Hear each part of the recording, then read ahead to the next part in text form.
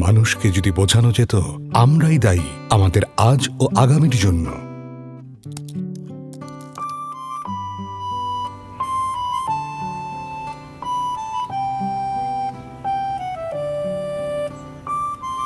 ধন্যবাদ আপনাদের সবাইকে। মাটি পানি রাখা আছে, আপনাদের পর আরেকটা গ্রুপ আসবে, তারাও একই মাটি পানি নিয়ে মাটির জিনিস বানানোর চেষ্টা করবে। সো আমরা সবাই শুরু করছি।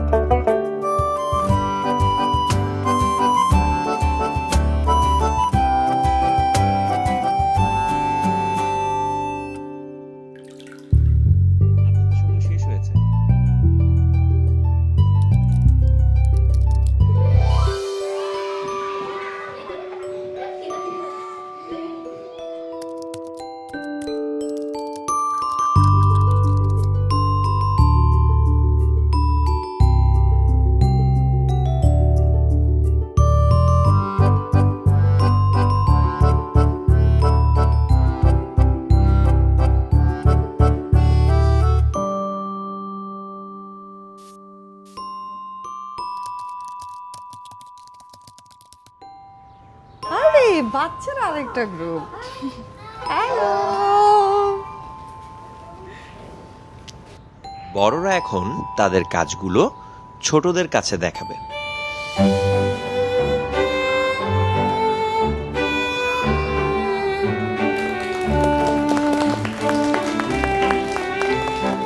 এইবার বাচ্চারা তাদের কাজগুলো বড়দের দেখাবে।